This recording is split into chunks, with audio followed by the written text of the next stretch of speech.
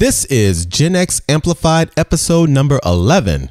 Well, I know this is it's going to be a fun episode. I can already sense it, but it's going to be very valuable as well because we are going to discuss how to overcome that terrible entrepreneurial superhero syndrome, personal branding, and building the business of you. So, are you ready?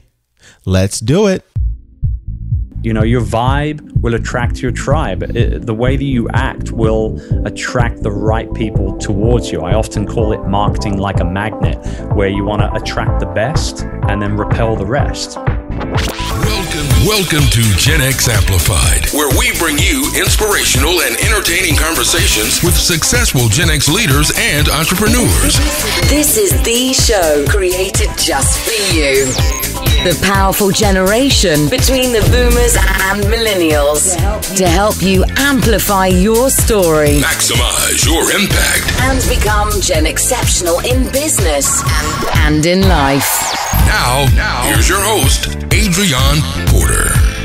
Hey everybody, welcome to another episode of Gen X Amplified. What is going on? I am here and I am excited and very thrilled right now because I've been looking forward to this chat for quite a while now, and you'll hear why in a bit, because my featured guest today is called the Virtual CEO. He is a serial entrepreneur, keynote speaker, podcaster, blogger, periscoper, which sounds like a really crazy word, but he is also the host of the Tropical Think Tank annual live mastermind event and the best-selling author of the book Virtual Freedom, which I believe is the quintessential book for entrepreneurs on how to save not money, but more importantly, how to save time. He is originally from the UK, but has lived in the Philippines for quite a while. Everyone, please welcome all the way from Cebu, my man with the harp in hand, the Gen Exceptional Chris Ducker. Chris, what is up? What is up to yourself? I'm feeling good. That was a great introduction. I hope now I formally don't let you down in any way whatsoever. You make me sound like some sort of rock star here. I love it. It's great. Oh man, it's okay. You're definitely a rock star on the online. And look, I tell you, I said this in the intro. You know, I've been looking forward to this for quite a while because, first of all, I was introduced to you virtually, no pun intended, or I should say pun intended, online, just searching for some great content and some of your older videos. Secondly, we met, I believe at NMX briefly, and then we had a great chat, and I learned that you were an avid music junkie just like myself. Oh, yeah. And so we connected on that end. And then on Periscope, we started to engage, and I tell you, from then I was like, I really got to interview this guy, and I'm excited about this chat we're gonna have. Yeah, me too, man. I mean, you know, it's nice when you get the opportunity to meet up with people, you know, like-minded peeps such as yourself, and then sort of take those relationships further as time goes by. Right. I'm a big fan of, you know, getting out there and being seen and being found, and generally just providing as much value as I can for my community and my audience. But one thing I'm really excited about is being able to obviously, you know, discover other communities and audiences as well. So that's why I travel all the way over from here in the Philippines to the US several times a year to attend those conferences. And, you know, nowadays I'm speaking at the large majority that I attend. So, you know, you can usually make a little money at the same time. Oh, you definitely can. And I know that you're all about making money and being seen. I'm all about making money. Seen to sell. Hey, that's great. So we're going to talk about that. So I like to really, Chris, start with briefly just you talking about your journey, because I think it's very inspirational and aspirational for my audience of what led you to your current role as an entrepreneur and the virtual CEO, and really focus on that transformational moment when the switch just came on. And you were like, look, I have to do my own thing, and I found my way. Can you just touch briefly on that? Sure, man. Well, look, I mean, ever since my teens, I think I always had a little bit of an entrepreneurial, I don't know, surge in some way, shape, or form. I was always doing something. Like, we have these things, I think in America you call them yard sales. Yes. We call them car boot sales, where you all go to a like a public park or something. You park your car, you open up the back of the car, you put a little, fold-away table in front of the back of the car, and then you just sell all the junk from your house that you don't want anymore. And, let's say one person's junk is another man's treasures. Well, I noticed very early on, I think I was maybe 14 or 15, I used to help my dad do this almost every other Sunday. And it got to the point after 2 or 3 times of just helping him out, I thought, this is cool. I can make some real money here. Like, I'm a 15-year-old kid. I'm making money. I can make some real money. So that means at least 50 pounds. You know what I mean? Right. You set your sights super high. Like, I'm making 50 pounds this week. And so what I would do is I would go to other car boot sales on a Saturday, buy the stuff, haggle it down. As a kid, I was haggling with grown adults. And then the very next day, I would sell the exact same stuff that I had purchased the day before at some kind of a profit. Wow. £1 profit, 50 peso profit, right. Or 50 peso. Here I am in the Philippines, 50 pence profit. And that's how sort of I first got into the whole entrepreneurial world. But then, you fast forward a whole bunch of years later. I was working for a guy in the infomercial business, very, very successful guy, billionaire, extremely successful in the infomercial game. And I was actually living here in the Philippines already at this point. And I was working virtually for him here in the Philippines. And my role was basically to market all of the products pretty much worldwide, except for the United States, which he handled himself. And so I was over on a trip to the US in Miami. I was there for about a month or so, and we were shooting some new infomercials, and he had me doing everything, man. I was doing voiceovers. Okay. So the whole kind of, but wait, there's more. If you call in the next fit, that like rubbish that you listen to at 2 a.m. when you can't sleep, right? Right. So I was doing all that, and then, I was helping with casting. I mean, just name it. He had me running ragged for literally 4 weeks. Okay. And I had enough of it. Away from work, super nice guy. Really, actually, very cool dude. Like, you want to hang out with this guy. You want to go and get a drink and go to a show or something. Like, a cool guy. Right. But once he switched on to boss mode, he was a complete and utter micromanaging nightmare. And so on the way back home to the Philippines, I'd been away for a month, and I'm 37,000 feet in an airplane on my way back to Asia, and I take out my laptop and I write my resignation letter. Oh, wow. That was it. and obviously I couldn't hit send because there was no Wi-Fi, but when I landed in Hong Kong airport for my transfer, I connected to their Wi-Fi and I hit the send button, and that was it. That was the last ever job I ever had. Now, he wasn't happy, but ultimately that was the way it was. And then we started our own business, and that's the journey. That's where we get to now. And we now have 400 people working for us. Okay. We have 3 different businesses under one umbrella, one group of companies, and multi-7-figure annual revenue. We're very, very blessed. Now, that was very interesting. Now, you were on that plane, and now during the flight, I mean, was this something that you were pretty much already there before you got on board and said, look, I've had enough? And yeah, I mean, I was certainly in that mindset. Got it. I was certainly in that mindset. It was like, I don't know how much longer I can go on with this crap. Okay. Like, I really don't know. Because prior to working with him for a couple of years, I was actually, ultimately, I was kind of an entrepreneur anyway. I was a consultant. I was, working for other people, right, helping people setting up businesses, setting up call center facilities, and all this sort of stuff here in the Philippines. And so I knew what it was like to be self-driven and to, work with, to work on my own and work for myself and everything. But quite frankly, he dangled a massively hugely attractive package in front of me, and as a newly married man for the second time, and a baby on the way, I was like, boom, I'm going to take this. I went with the safe option, but I was certainly considering it. It was definitely in my head. But you know what? I don't know whether you've ever traveled long haul or not, Adrian, but we're talking, I was flying out of New York, so New York to the Philippines. I mean, we go via Hong Kong. So New York to Hong Kong is like 11 hours. Okay. Right. Maybe 12. Right. If the wind's against you or whatever, right? So And back in those days, I wasn't traveling business. So I'm in economy. And it's 12 hours. And you don't go to sleep in economy in a 12-hour flight. Trust me, it doesn't happen. Right. So what do? You watch movies, and they're usually crummy movies back in coach. That's one of the benefits of being in business, right? Along with the imported chocolates and port wine and all the rest of it that I enjoy nowadays when I travel. But fact is, you do a lot of thinking, man.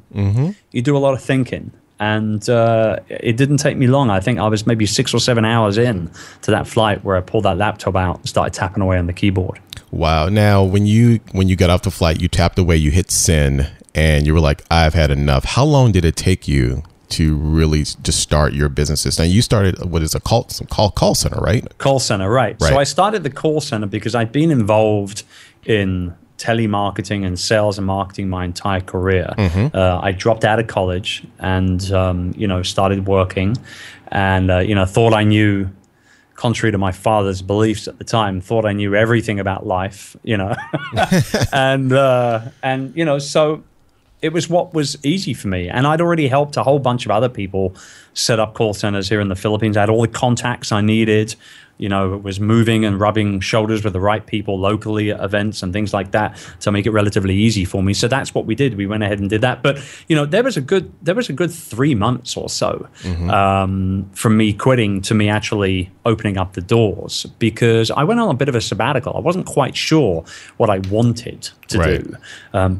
And I've always been involved in sort of a service-related mindset in terms of selling and after-sales care and things like that. So the call center just looked like it was going to be the best option for me at that time. And I if I'm to be very honest with you, when I went into it, and we're coming up on, it's almost 10 years now. But I was coming, when we went into it, I was like, if it doesn't work out, no big deal. Something else will come along. This will be okay. Right. But then we were 2-3 years in, and that's when I hit my burnout because we were growing so quickly.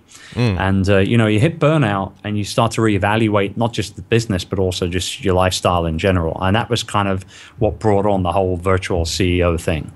Right. Now, that's a great transition to what I really want to talk about is the whole outsourcing aspect of business and the value of that. Now, quickly, on your call center, most of your clients, were they U.S. based or...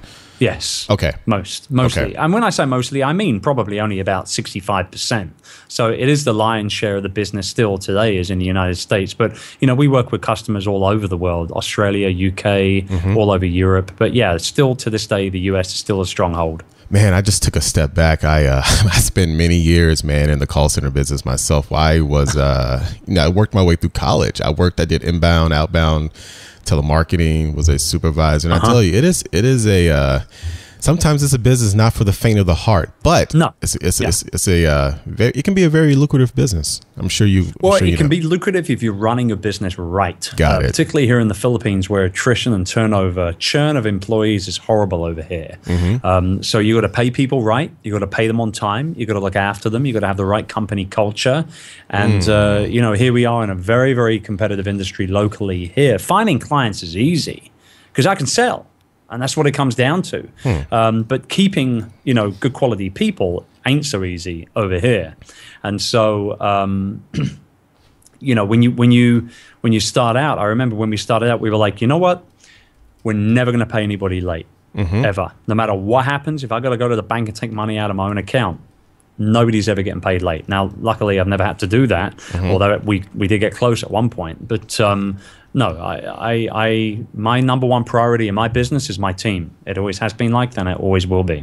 I love that. Number one priority is your team. Now, you mentioned you hit burnout, and that was that moment when you really just embrace virtual staffing or outsourcing. And you've been known as the virtual CEO, Chris, for quite a while, just based on the brand that you have put out in the marketplace. I know you had a previous brand or blog all about virtual staffing, but that's still who you are. Can you just talk a little bit about why entrepreneurs and aspiring business owners should really consider outsourcing?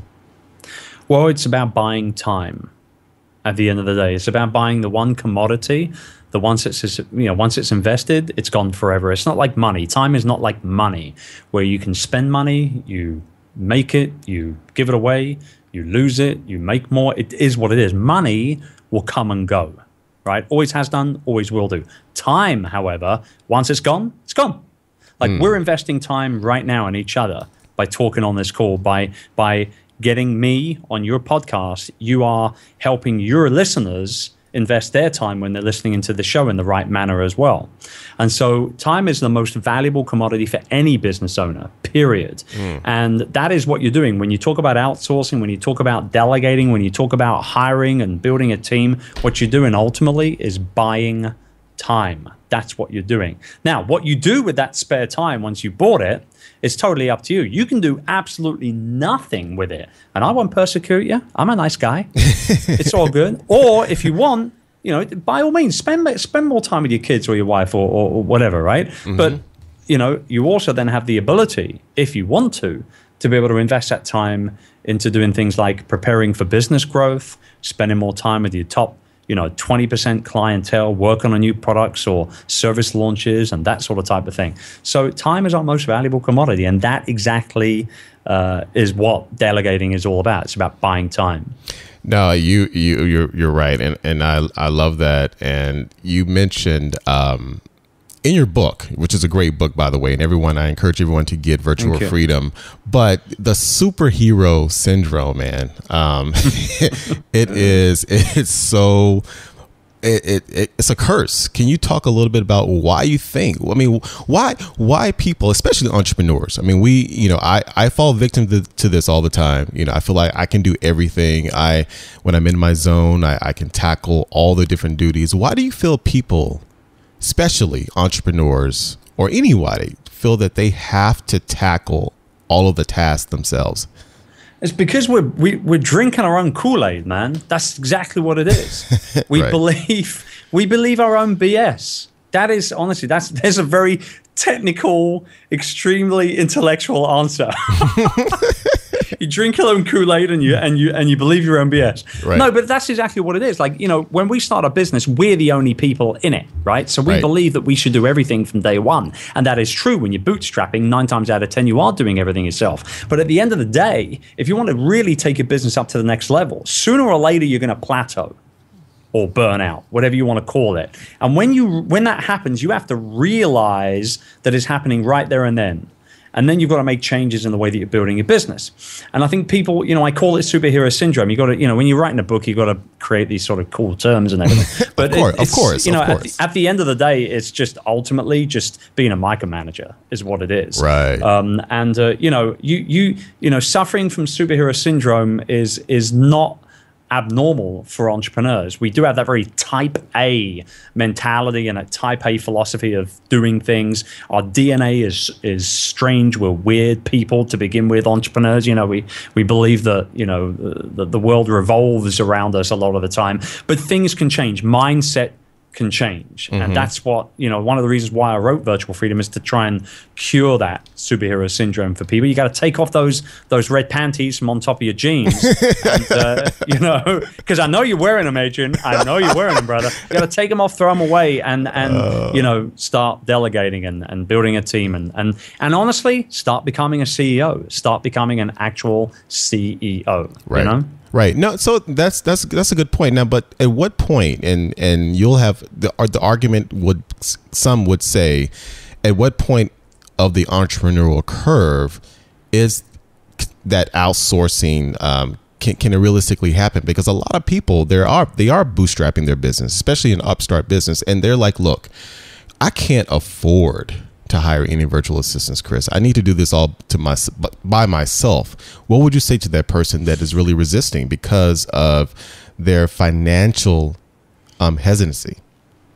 You know what? I would say 9 times out of 10, it's actually not finances. If somebody is already already running a business and making some amount of money, the chances are that the issue is not money. It's not financial. The chances are it's mental. It's in their head. And my reply to that is, honestly, can you afford not to?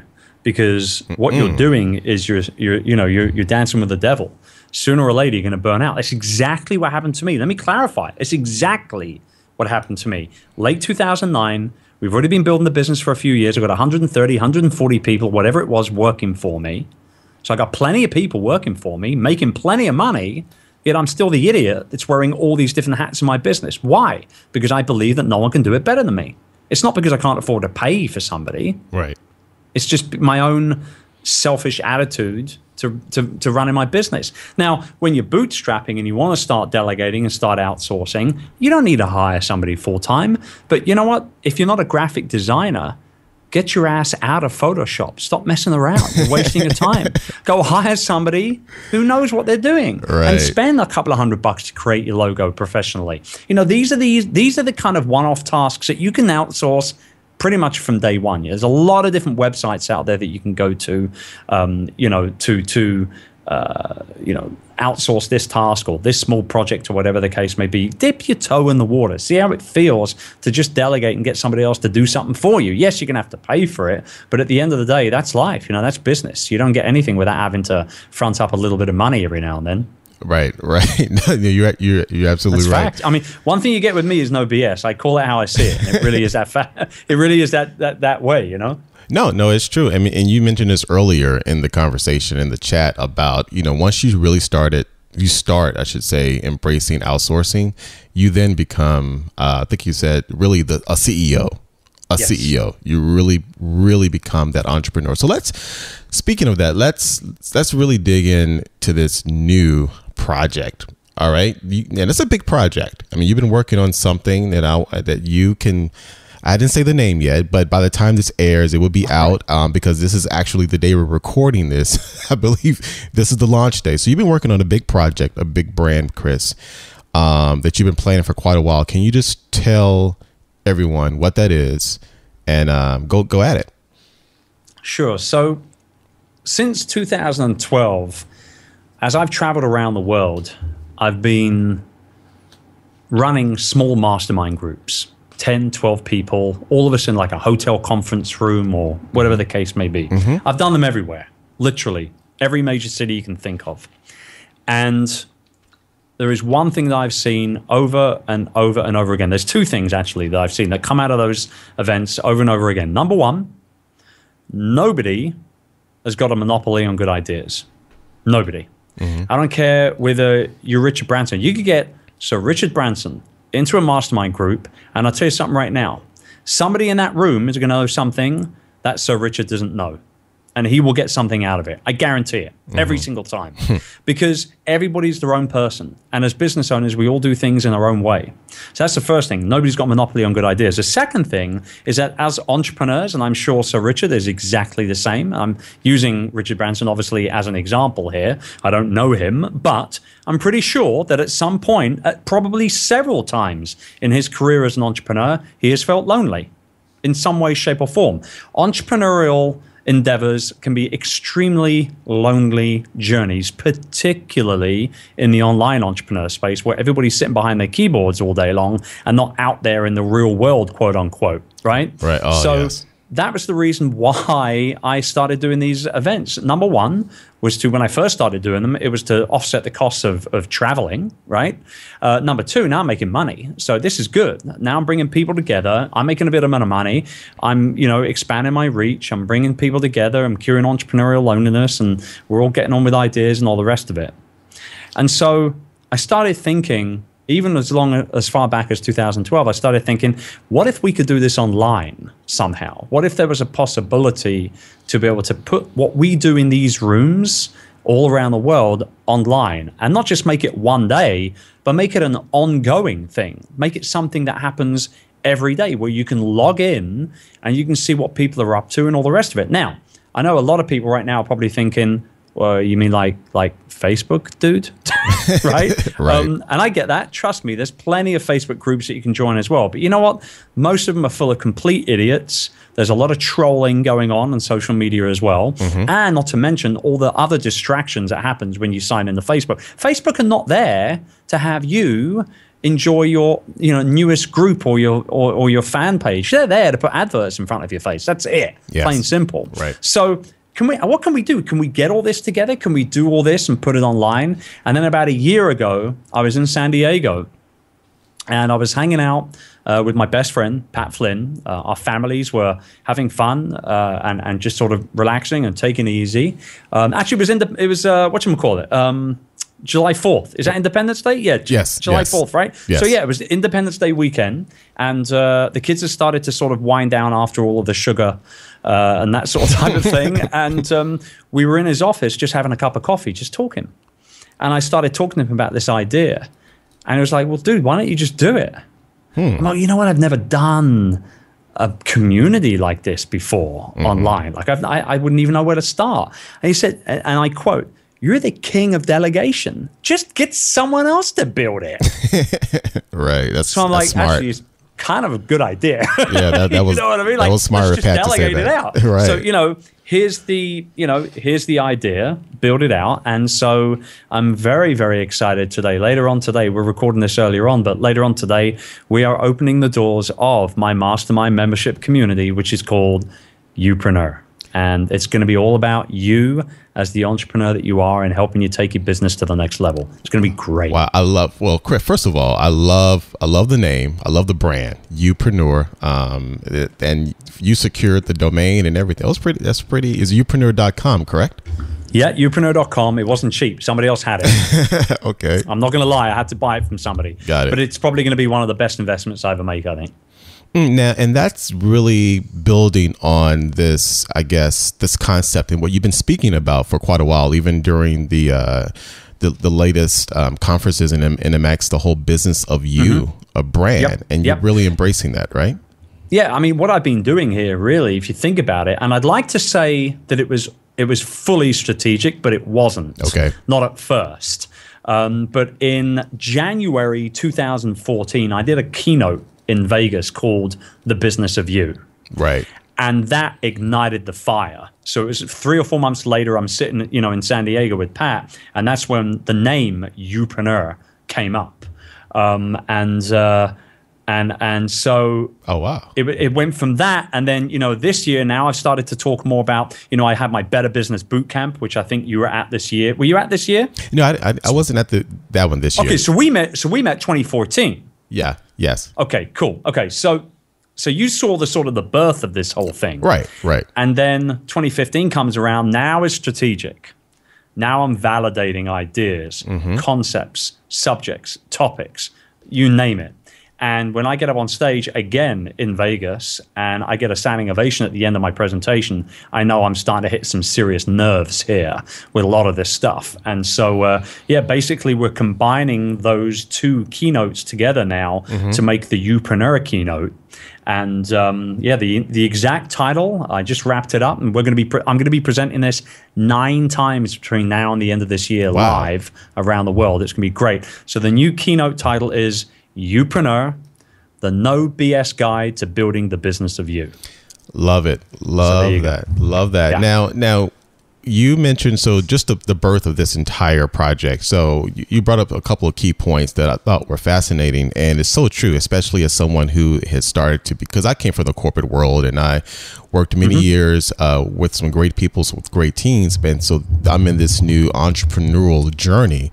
But what you said is so true, is that number one, you said nobody has a monopoly on good ideas. I mean, especially now when all those ideas are in front of your face in this online world. And you mentioned something after that, which I thought was such a key point. You said entrepreneurial endeavors can be lonely. And that is so true.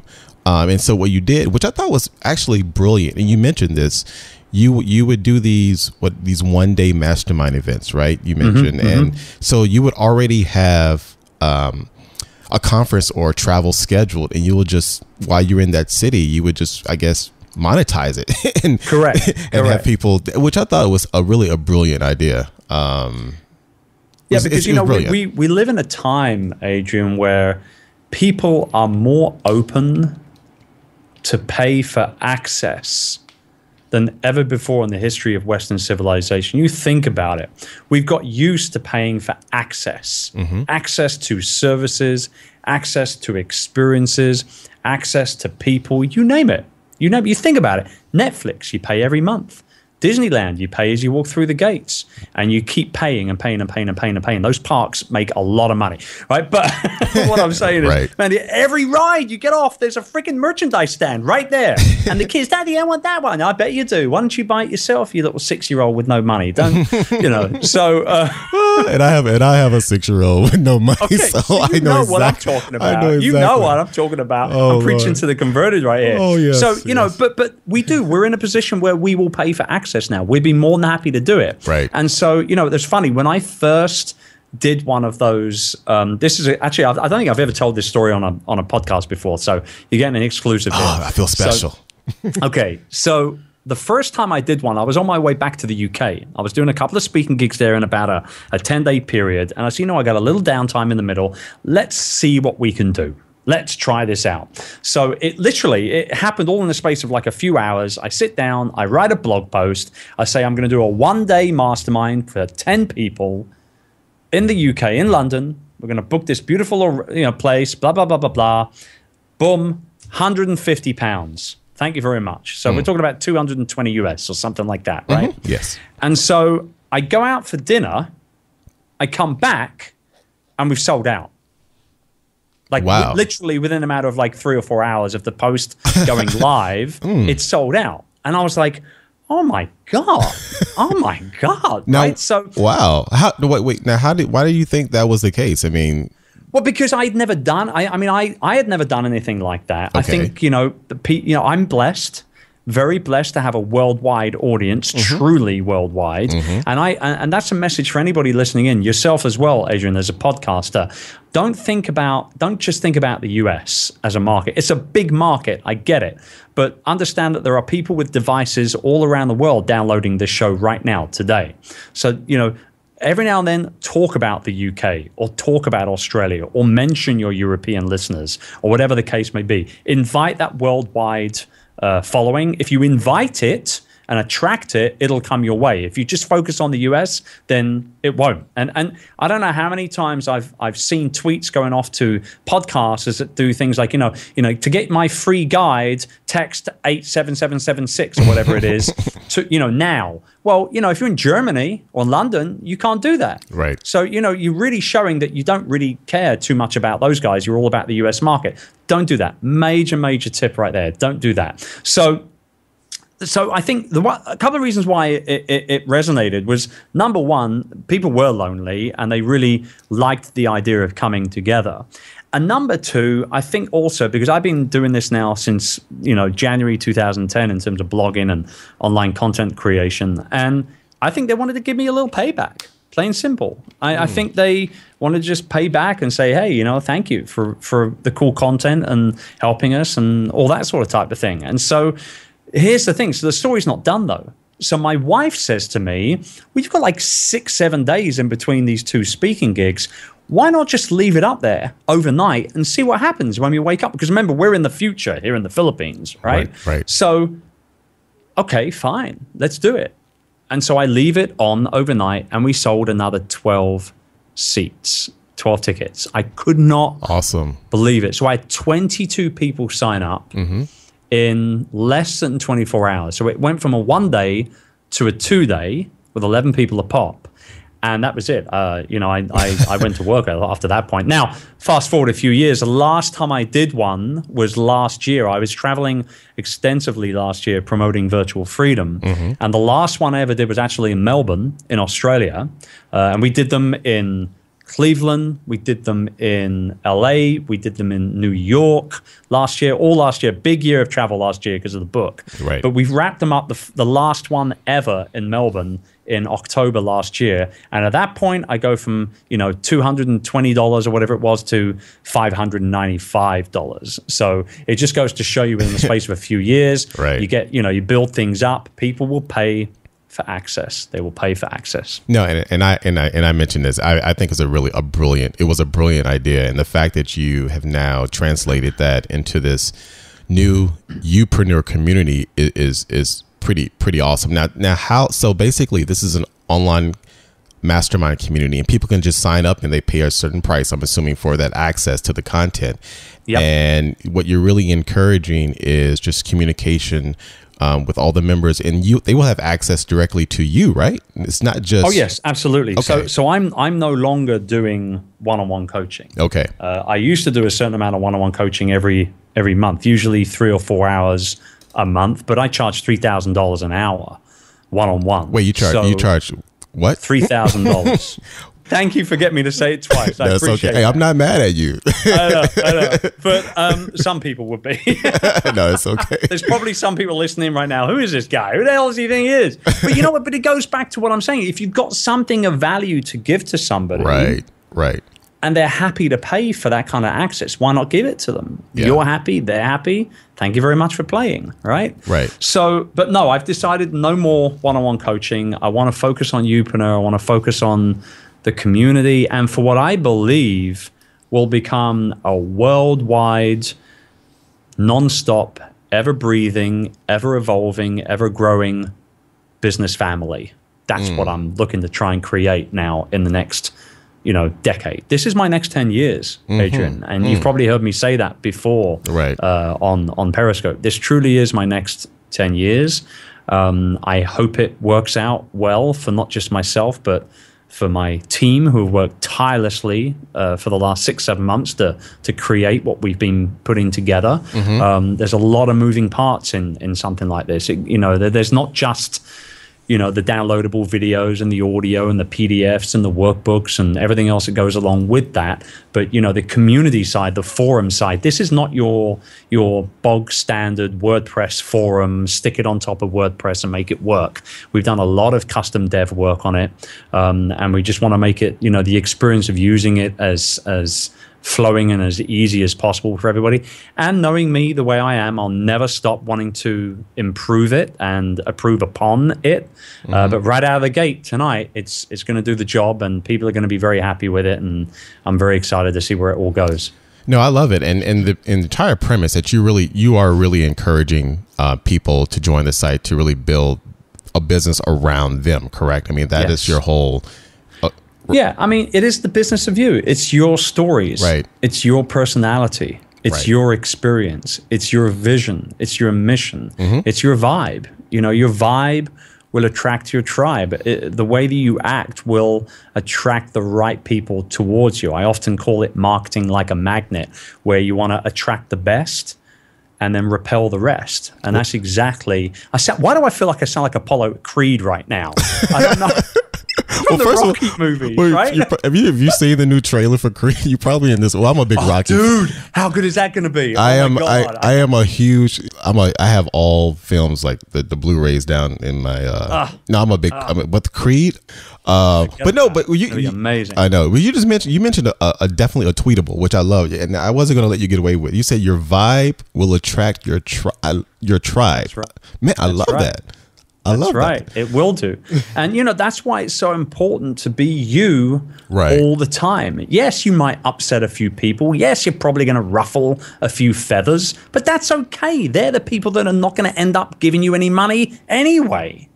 Like they're not interested in having you helping them change or create a mindset shift or become more successful or do magical things. They're not interested in that. If they were, then they wouldn't be like that in the first place. So like I said, market like a magnet. Attract the best, repel the rest. Think about Apollo Creed. That's what you got to do, baby. That's it. So when we get off this call, I got to now watch I know. Rocky, I think, for me, I don't know about you, but the best Rocky movie for me was Rocky IV.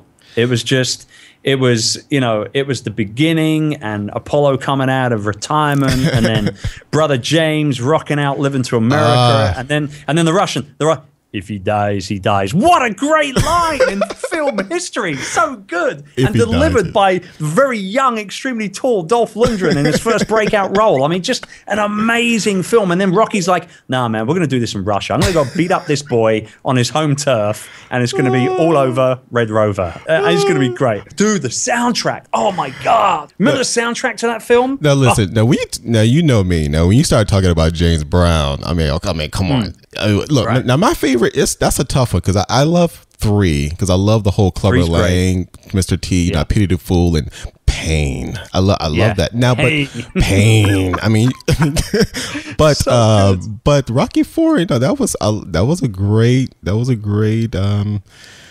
one. That was the first movie that I'd ever gone to the cinema where there was an actual line around from the front of the building, down the side of the building, and back around the rear of the movie house itself in London. It's the first time I've ever done it, and I'm a big Star Wars fan. I'd been to all the movies. I didn't see the first one in the cinema because I was just a few years too young. But Empire and Jedi, I saw them both and I remember them being busy and everything. But I never remember seeing a line like that. Right. And and us Brits, we're quite refined. We're quite conservative.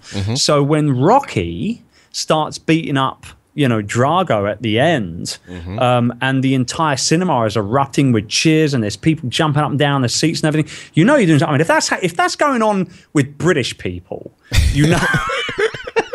you can just imagine what's going on back home in America. You gotta be into. Now you mentioned Star Wars too. See, this is too much. So I'm a big Star Wars and fanatic, and I got my son into it now, which I feel bad for him. Don't we all? No, it's part of his education as a human being. It is a critical part. I mean, I already told him he and I are going to go to Celebration next year. So every year they do Star Wars Celebration. I've never been, but I want to go. I'm thinking probably.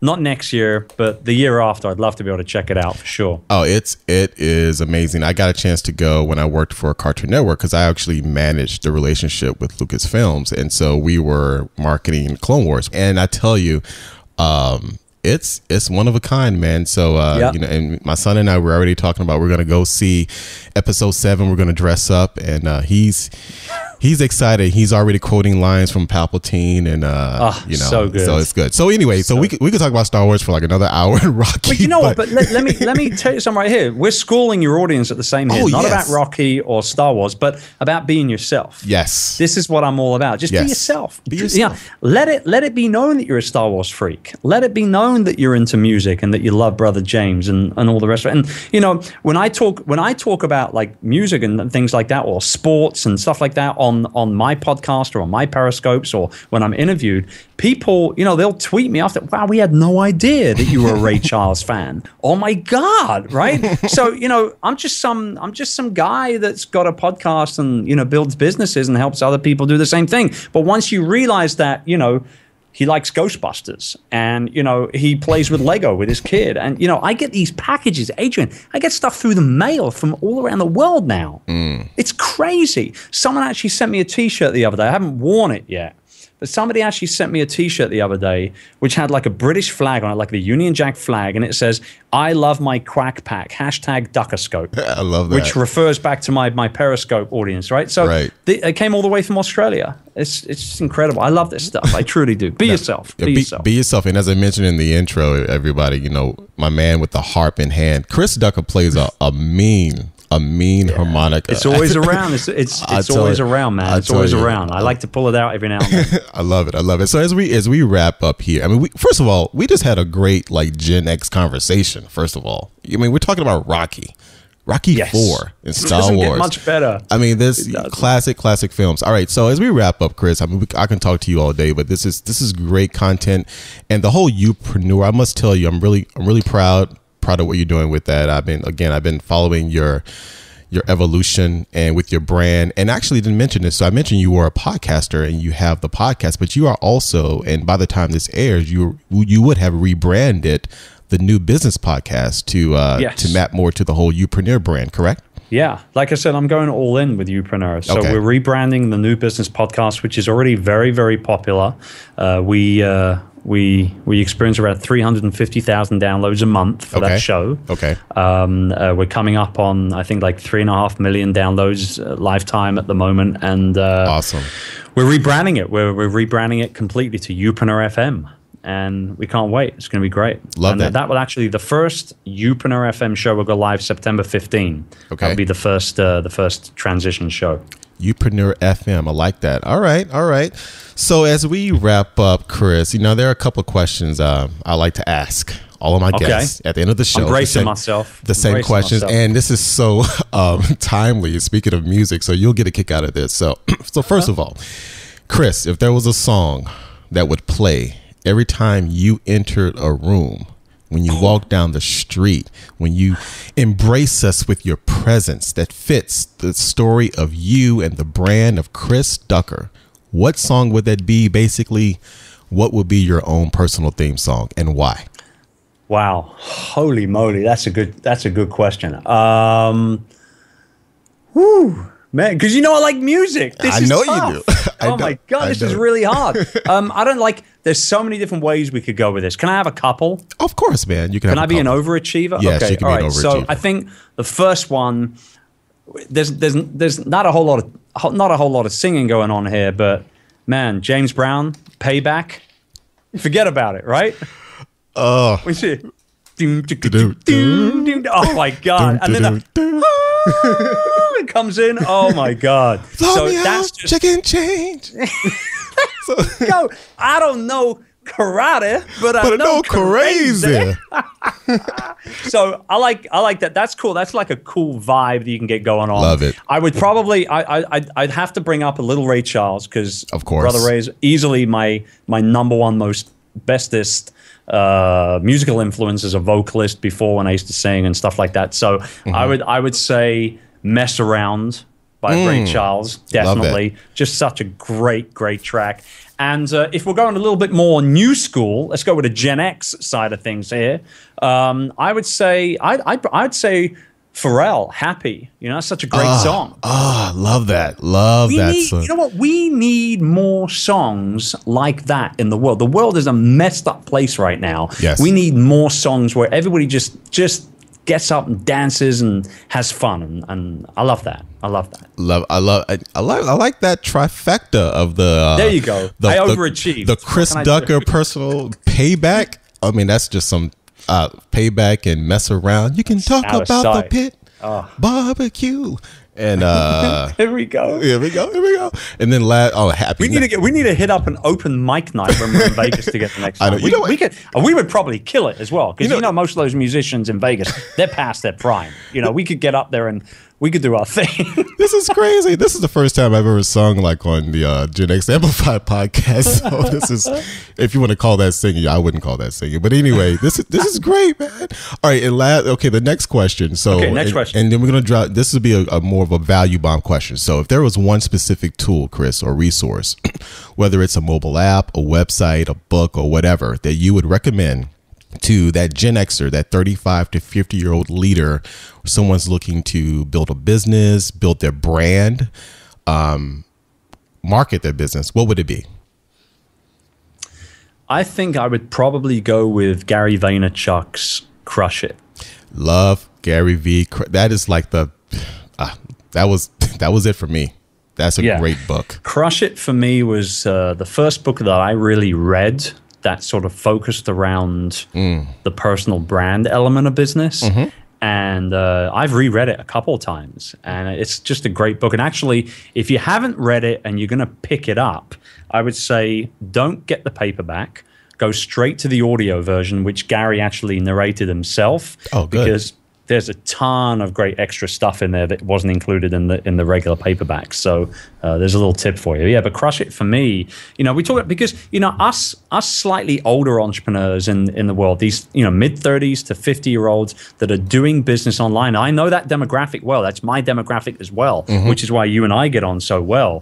Is that we get it. We get business. We know what works and what doesn't work. A lot of people in my community are millionaires. But the problem is that they're struggling to come to terms with utilizing the new media approach of business growth and running businesses and all the rest of it. Like you say something like content marketing or periscope or live streaming or, some of these terms to some people in that demographic, they're like, what the hell are you been smoking? Are you serious? What are you, they don't get it. They just don't get it. And because of that, it's such a great place to start, because Crush It brings it all in. He talks about social, he talks about video, he talks about blogging and the whole kit and caboodle. Great book, brilliant book. No, that was that was for me. I mean, you got to love Gary V. When I left Turner Broadcasting, the last corporate job I had, and I was like struggling, like you, trying to figure out my next move,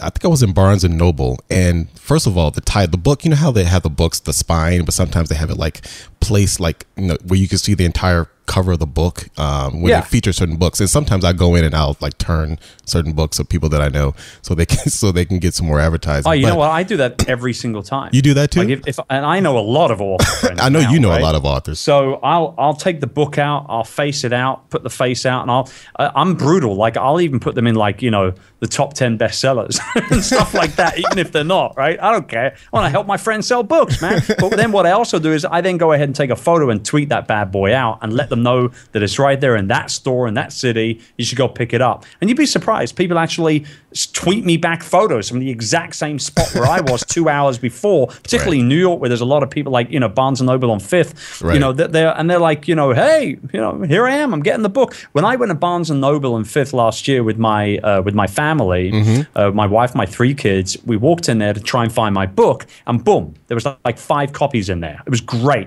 And my kids were all giddy. Oh my God, it's Daddy's book. It's in New York, you know, all this sort of stuff. So I took them up to the counter and signed them. You got to show your ID to prove that you were the author. And then they put one of those little signed by the author stickers on the cover. So I put them up there, and, you know, here's me sort of posing with one of the Barnes guys, you know, some dude. And so like, you know, and then I tweeted out, hey, 5 signed copies of Virtual Freedom on Barnes & Noble on 5th right now in New York. Boom. They were all gone the next day. We went back the next day. They were all gone. So it shifts books. No, I love it. I love it. Yeah, Gary V's crush it. That was it for me, man. You got to love Gary V. That when I started to do this whole entrepreneur thing, that was the book. I mean, I read it. It was 2 books. It was actually Crush It by Gary V, and I think it was Trust Agents by Chris Brogan, who I had the pleasure of being actually the first guest on this podcast. Nice. Really great guy. But yeah, Crush It, that was a game changer. That was a game changer for me, and it's a great book. And what's cool about Gary, I actually caught him on the Scope. Was it earlier today? He was writing his new book, Ask Gary V. So I'm curious to see what that's going to be about, man. He's taking that whole Ask Gary V. Well, I think he's probably going to be repurposing a lot of the content from the show. Yeah, it's just that's what it is. He's going to. But I think, you know, Gary could pretty much touch anything now, and it will turn into a New York Times bestseller. So there you go. There you go. Love those resources, man. Chris, it's been a blast.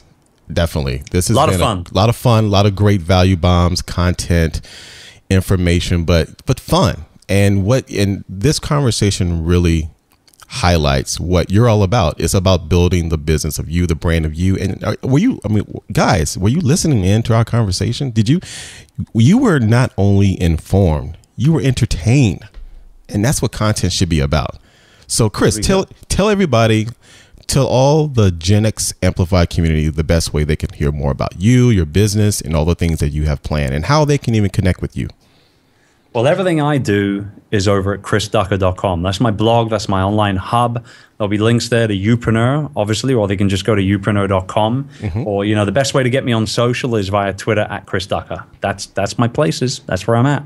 And we'll have all that in the show notes, everyone. So for those of you who are, not those of you who are listening in, because if you're listening to me, you're listening in, and I appreciate you, and I thank you so much. But we'll have all of those resources in the show notes. Chris, thank you so much for your time, man. It's been a blast. Thank you for sharing your story, for the Rocky and Star Wars references, for taking me back. we didn't even start on Bruce Lee yet or anything. Man, okay, so, you know, we'll save that for another show. We have to have a Youpreneur part 2, music, movies, and branding or something like that. We got to come up with something. Thank you so much, man, and we appreciate your time, and take care. Thank you, man. It was great to be on. Thank you. Likewise. Okay, that was my buddy, Mr. Chris Ducker, all the way from the Philippines, by the way, of the UK. Wow. Okay, that was not only a very valuable chat we had, but that was by far a very, very fun conversation. I mean, not only did we talk about entrepreneurship, business, branding, virtual freedom, virtual teams, but Rocky, Star Wars, James Brown. I mean, come on, you gotta love it, right? You know, but overall, a great chat with many value bombs, and I want to thank Chris Ducker for joining us on this episode, and Also, what's great about Chris is that we both share the same philosophy when it comes to branding and building a business in this new media economy. Also, the importance of just being yourself, especially as a personal brand. So definitely check out Chris on his personal website at chrisducker.com, and also his new Youpreneur membership community. You can get those links and more on the show notes at genxamplified.com/011. So if you did enjoy this chat, please go over to iTunes and give us a great rating and review. Just a couple of lines. It only takes a couple of minutes, but I truly, truly appreciate it. And again, thank you so much for listening in. And also, if you did get a chance to check out our previous episode with the awesome Cece Chapman, which is episode number 10, definitely do that, because we really dug in deep into content marketing and also the importance of focusing on social good in business, not just money. But overall, it was a great episode, so I really encourage you to check it out. So until next time, Gen Xers, you millennials, boomers, I encourage you to find the greatness in your story, amplify that story so you can maximize your impact in business and life. Thank you so much for listening, and as always, all the best to your success. Take care.